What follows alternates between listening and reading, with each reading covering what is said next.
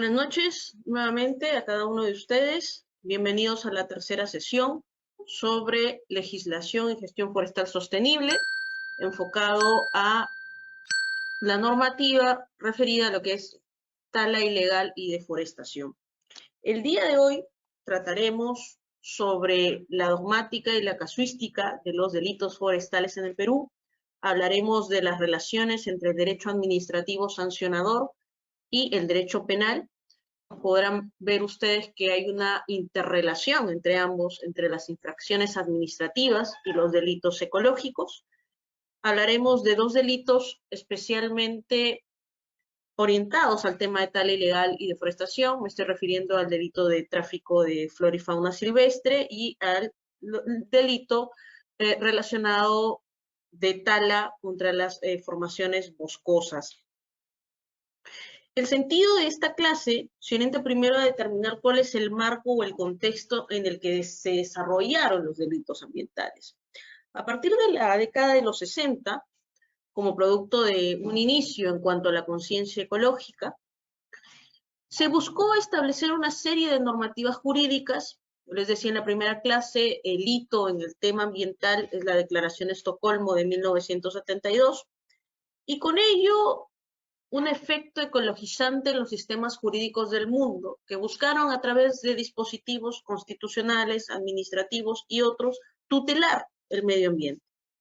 Sin embargo, debido a la importancia de este objeto de protección, así como las graves repercusiones que tenía la afectación al ambiente y sus componentes, el legislador recurre al derecho penal para sancionar las más graves afectaciones al medio ambiente. Y es que, como premisa, siempre tenemos que el derecho penal es de última ratio. Y al ser de última ratio, tendría que ser la última vía en la cual se acudiría para la protección ambiental. No olvidemos que el derecho ambiental en esencia tiene un enfoque preventivo. Entonces, la idea es siempre orientar las acciones del Estado, de la empresa privada y de la sociedad civil sobre la base de ese enfoque preventivo. Nuestro país no fue ajeno a dicha tendencia, a esta conciencia ecológica. Es así que a partir del año 91, nuestro Código Penal incorporó tipos penales destinados a la protección del medio ambiente. Nuestro Código Penal ha pasado de sancionar los delitos contra la ecología porque se pensaba que era un espectro muy amplio y se decidió contextualizar en lo que serían los delitos contra el medio ambiente. Gran parte de esta tendencia a un enfoque desde la perspectiva del derecho penal para salvaguardar el medio ambiente se debe a la concretización de los principios de la Ley General del Ambiente y la exigencia a través del Acuerdo de Promoción Comercial entre Perú y Estados Unidos, que busca una modificación en la institucionalidad y en la gestión ambiental. Es así que a partir de este acuerdo se considera necesario el que puedan incorporarse dentro de la estructura del Ministerio Público las fiscalías especializadas en materia ambiental, las FEMAS, y empiecen a darse los primeros casos de sanción penal efectiva y a la par la aparición y tipificación de nuevos delitos ambientales. A pesar de que el Perú, y eso lo he dicho en las clases anteriores, es catalogado como un país megadiverso, con una gran cantidad de recursos naturales, se ha observado una escasa aplicación de la legislación ambiental y afines, en especial en el campo del derecho penal ambiental. ¿Y por qué? El derecho penal ambiental se caracteriza porque para poder tipificar un delito ambiental, es necesario recurrir a la normativa administrativa ambiental. Se dice que los delitos ambientales se caracterizan por estar subsumidos en las leyes penales en blanco. Y ustedes van a poder observar en el transcurso de la clase que vamos a tener que remitirnos a normativa como la Ley General del Ambiente para saber tipificar adecuadamente un delito ambiental.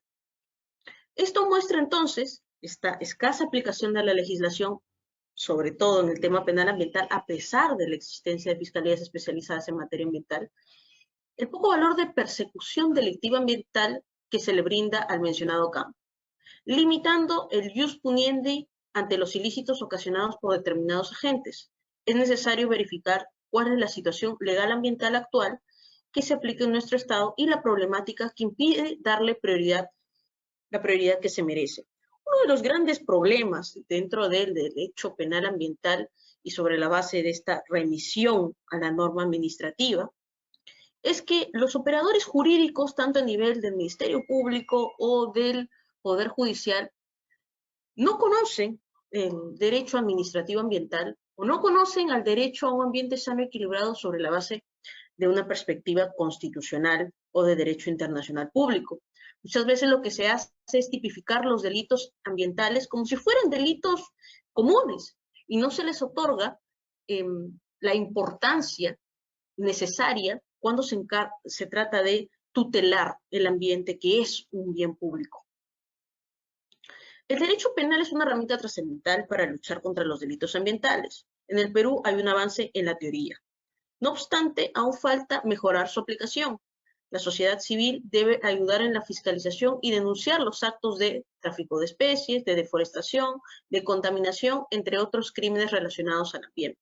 No podemos esperar que exista una actuación de oficio. Es necesario e indispensable que la sociedad civil tome un papel protagónico para la persecución de los delitos ambientales. Si bien esta es una obligación por parte de las fiscalías especializadas en materia ambiental, es indispensable que también la sociedad civil pueda detectar estos delitos ambientales, que es una lesividad cada vez más fuerte, sobrepasa el derecho administrativo sancionador. Uno de los cuestionamientos respecto de la aplicación del derecho penal en materia ambiental es que existe una confusión en cuanto a los ámbitos de aplicación del derecho penal y el derecho administrativo sancionador.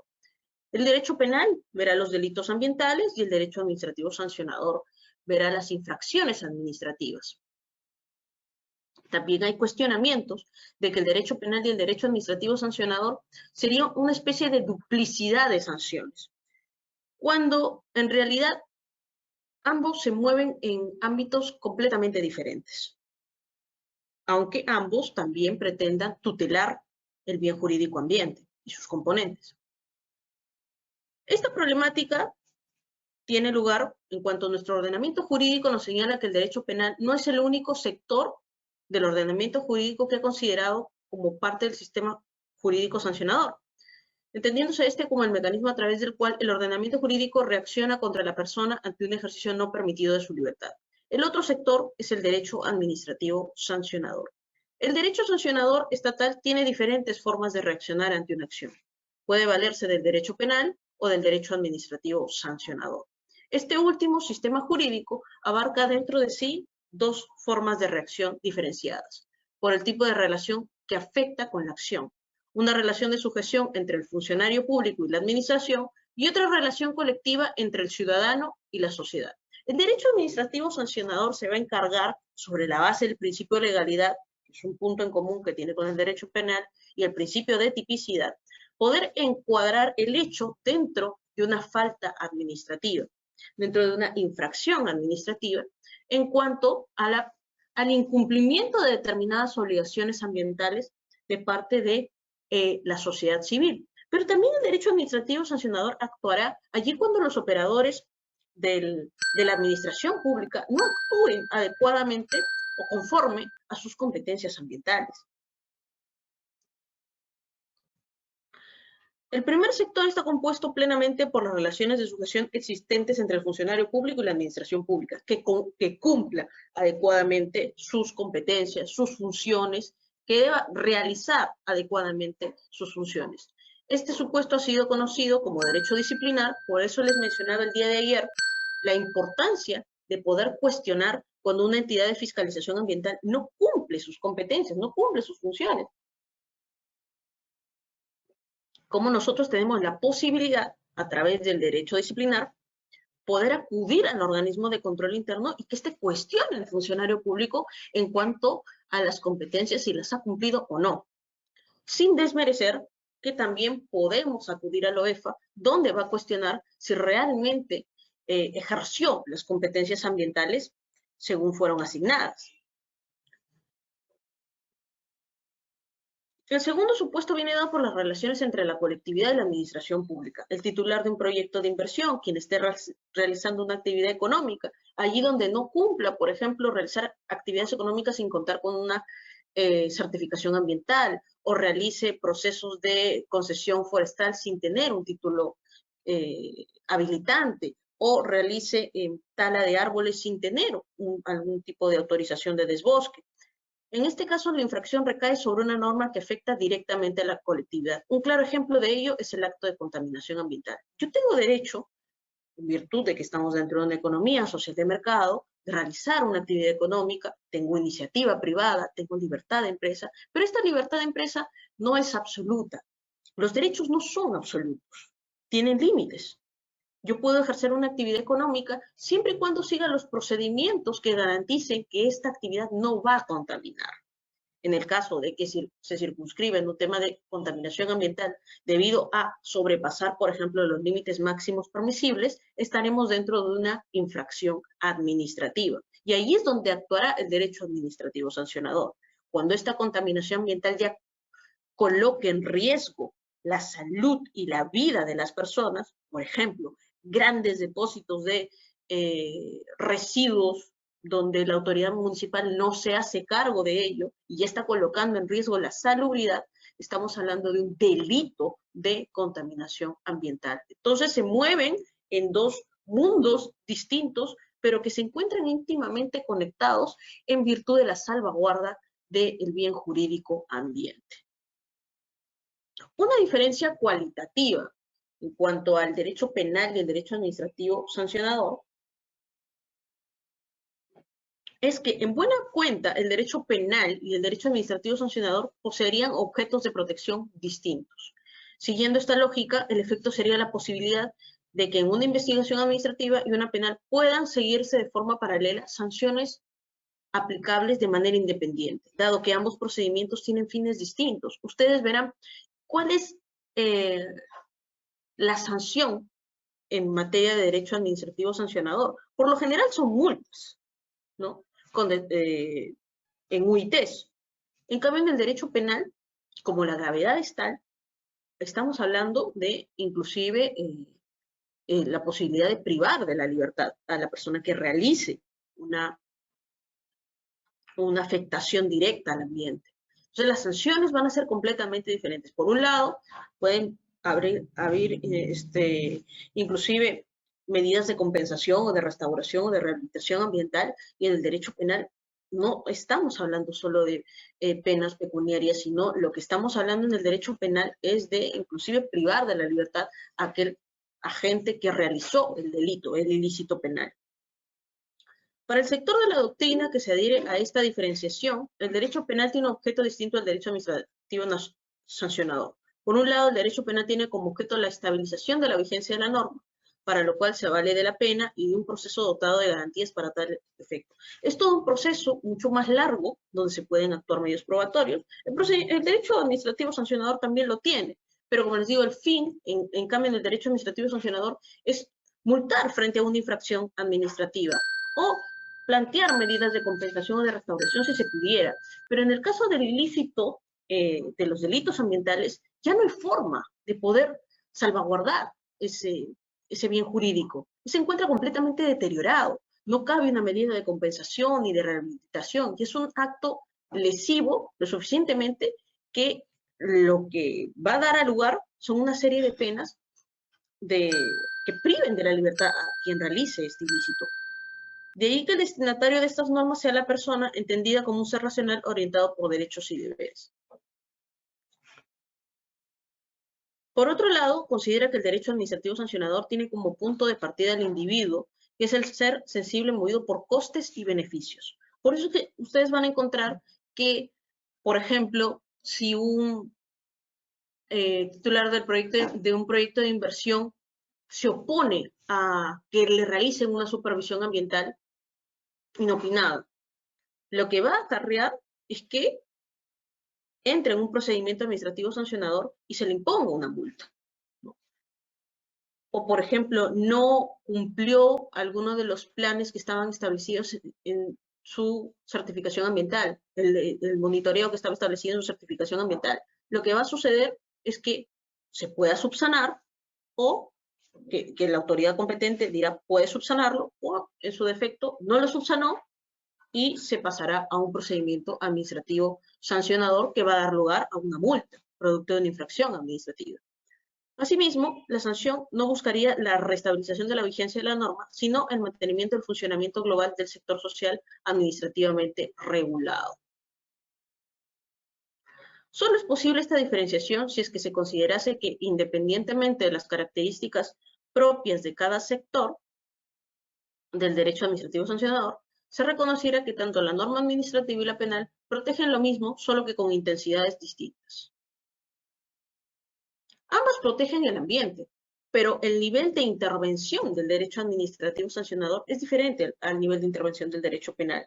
Y hay una actuación más fuerte por la lesividad por parte del Estado, en el caso del derecho penal. En el caso del derecho administrativo sancionador, cabe la posibilidad inclusive de tener medidas de restauración ambiental o de compensación ambiental. En el derecho penal ya no cabe ese tipo de medidas. Ya el daño es de tal forma que lo que se acude es una sanción cada vez más fuerte.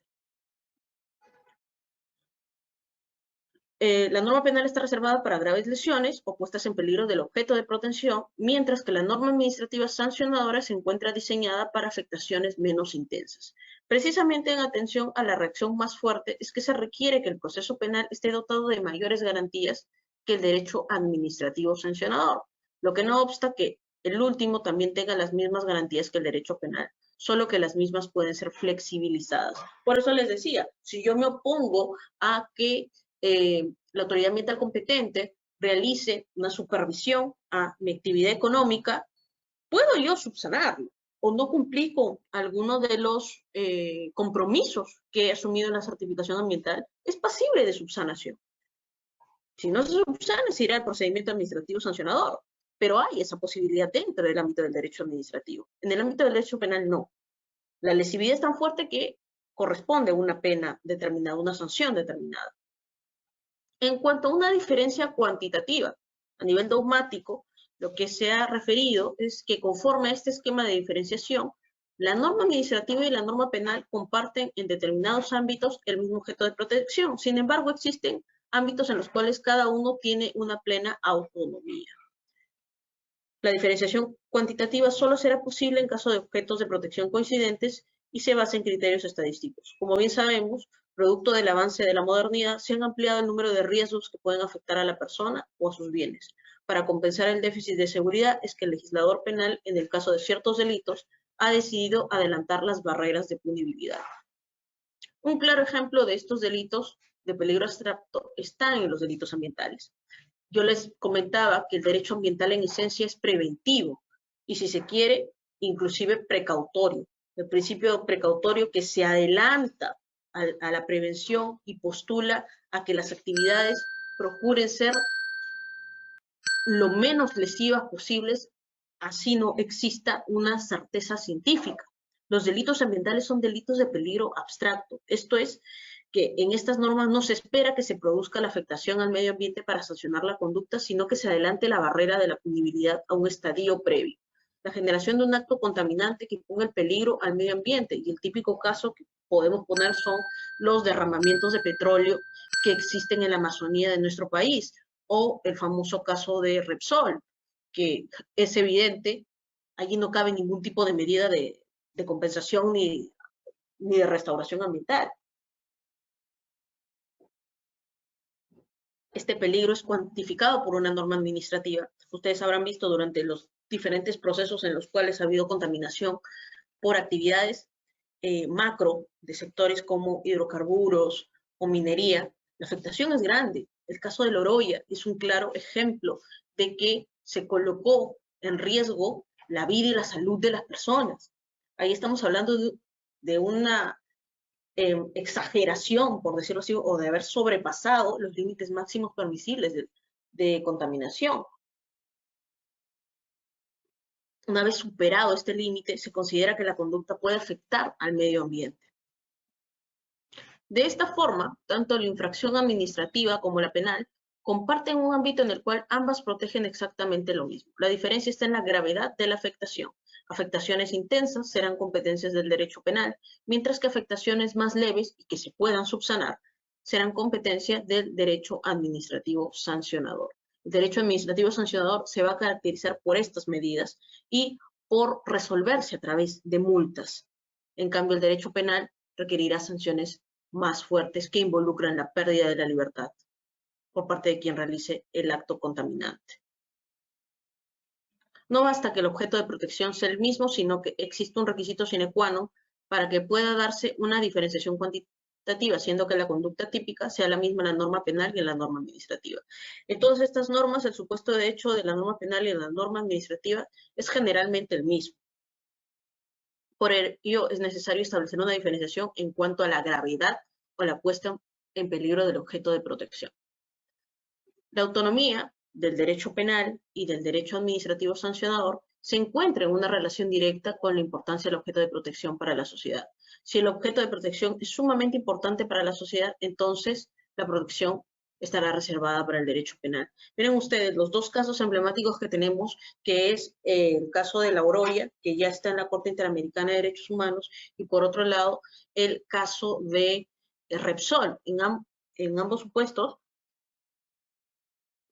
la afectación ha sido múltiple. No solamente estamos hablando de un tema de contaminación del mar o de contaminación dentro del área de La Oroya. Estamos hablando de una afectación a una serie de derechos, a la vida, a la salud de las personas, en el caso de Repsol, al derecho al trabajo, en el caso del de los derramamientos de petróleo que hay en la selva, el derecho a la afectación de la identidad cultural, a la afectación de comunidades enteras, a la afectación del derecho al agua, que son derechos constitucionales. Entonces, allí es donde entra a tallar el derecho penal, algo que no se puede subsanar, que no existe ningún tipo de medida de remediación o de compensación ambiental, deberá ser asumido por el derecho penal ambiental.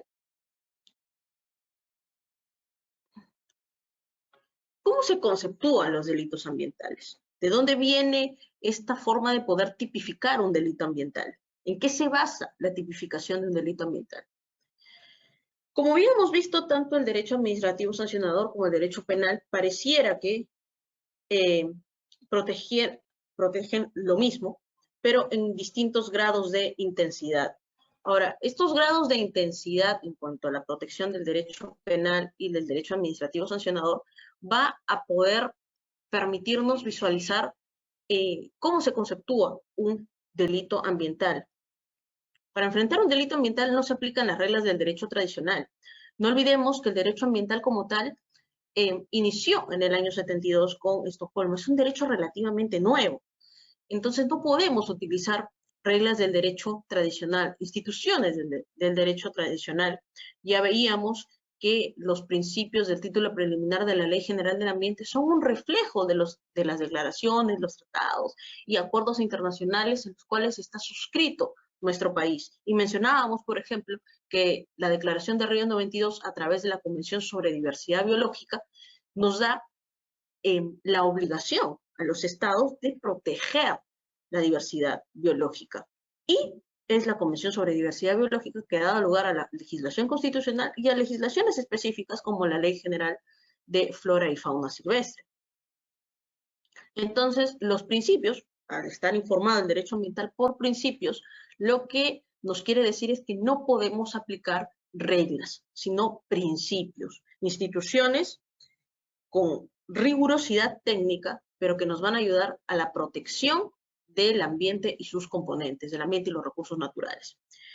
Se requieren elementos adicionales, el apoyo y respaldo de autoridades administrativas. Al ser una ley penal en blanco, los delitos ambientales para poder tipificarlos, es necesario acudir a las autoridades administrativas. Y es por eso que uno de las principales características del derecho ambiental es aprender a delimitar las competencias ambientales. Yo les decía, el sistema jurídico a nivel del derecho ambiental peruano es múltiple, tenemos infinidad de normas y pareciera que no conociéramos qué autoridad tiene competencia frente a determinado hecho. Por eso es necesario acudir al apoyo y respaldo de autoridades administrativas para los delitos ambientales, de especialistas, de peritos, El derecho ambiental es un derecho interdisciplinario. Se apoya en diferentes campos de conocimiento. Hablamos de límites máximos permisibles. ¿Cómo voy a yo entender si se sobrepasó o no un límite máximo permisible? Tendré que acudir a un especialista, un ingeniero ambiental, alguien que sepa el tema de las valencias, puede ser un ingeniero químico, o, por ejemplo, cuando existe una afectación grave dentro de una zona de reserva, de una reserva natural, y necesito saber cuál es el daño, requeriré una valorización económica. Entonces, vamos a requerir siempre especialistas que se encarguen de ayudarnos a conceptuar estos delitos ambientales, de peritos y expertos que permitan lograr en última ratio casos con sanciones efectivas y disuasivas. Depende mucho esta conceptualización, que esté bien definida y que podamos apoyarnos sobre la base de lo interdisciplinario para poder tipificar adecuadamente un delito ambiental. Es necesario señalar que los informes fundamentados son aquellos informes que emite la autoridad administrativa competente y le sirven de ayuda al fiscal especializado en materia ambiental para poder iniciar un proceso penal de un delito ambiental. Los informes fundamentados, entonces, son herramientas importantes que contribuyen al proceso penal. Para ello se ha establecido el contenido mínimo que debe tener. Sin embargo, no podemos dejar de mencionar que las fiscalías especializadas en materia ambiental pueden recurrir a otras herramientas que pueden ser alcanzadas por expertos o el equipo forense en medio ambiente del Ministerio Público. Hay un equipo encargado de peritos de poder ayudar en esta tipificación de los delitos ambientales. Entonces, para poder elaborar el informe fundamentado, el fiscal en materia ambiental tiene dos opciones. Acudir a la autoridad ambiental competente, ¿no? Solicitarle que elabore un informe fundamentado, esto sobre la base de una norma administrativa, o emplear al equipo forense de medio ambiente del Ministerio Público, que está conformado por especialistas y peritos, que pueden ayudar en esta conceptualización de los delitos ambientales. Muchas veces los fiscales en materia ambiental no conocen que pueden utilizar estos medios y que son necesarios para poder tipificar un delito ambiental, y lo que hacen es iniciar diligencias sobre la base de un conocimiento del derecho penal en general y archivar los delitos ambientales. Entonces es indispensable que en el caso de los fiscales puedan conocer el valor de los informes fundamentados, sepan solicitar un informe fundamentado y también sepan que existe un equipo forense en medio ambiente del Ministerio Público que puede realizar esta labor. En el desarrollo de los procesos penales en materia ambiental, se requiere de un especial esfuerzo por parte de los operadores de justicia, desde quien realiza las labores de investigación de los delitos y acusación de los infractores, y quienes deben profundizar asuntos propios del derecho ambiental, e incluso en algunos casos aspectos técnicos y científicos propios del asunto abordado. Dentro de la Ley General del Ambiente tenemos dos artículos muy interesantes, que todo especialista en materia de derecho penal ambiental debe conocer y que todo ciudadano debe conocer. Que también cualquier titular de algún proyecto de inversión debe conocer. Son los artículos 144 y 145 de la Ley General del Ambiente. Siempre vamos a remitirnos a la Ley General del Ambiente, porque es la ley macro de todo el sistema ambiental. La Ley General del Ambiente, en los artículos 144 y 145, va a hablar acerca de la responsabilidad objetiva y subjetiva. Es decir, se contemplan dos tipos de responsabilidades frente a la ocurrencia de un daño ambiental. El artículo 144 habla de la responsabilidad objetiva, la responsabilidad derivada del uso o aprovechamiento de un bien ambientalmente riesgoso o peligroso, o del ejercicio de una actividad ambientalmente riesgosa o peligrosa. Estamos hablando de una responsabilidad objetiva.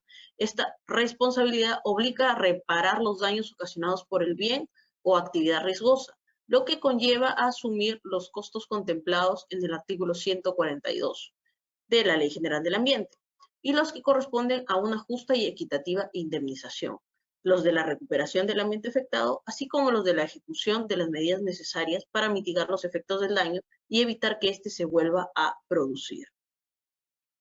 En el caso del artículo 145, estaremos frente a una responsabilidad subjetiva. La responsabilidad en los casos no considerados en el artículo anterior, en el 144, es de carácter subjetivo. Esta responsabilidad solo obliga a la gente a asumir los costos derivados de una indemnización y los de restauración del ambiente afectado en caso de mediar dolo o culpa. El descargo por falta de dolo o culpa corresponde a la persona que realizó esta afectación al ambiente. En cualquier caso, es importante señalar que tanto el artículo 144 y el 145 son dos normas que no generan una variación importante respecto al régimen de responsabilidad civil por daño ambiental y de los daños derivados de este. Por lo general, cuando hablamos de daño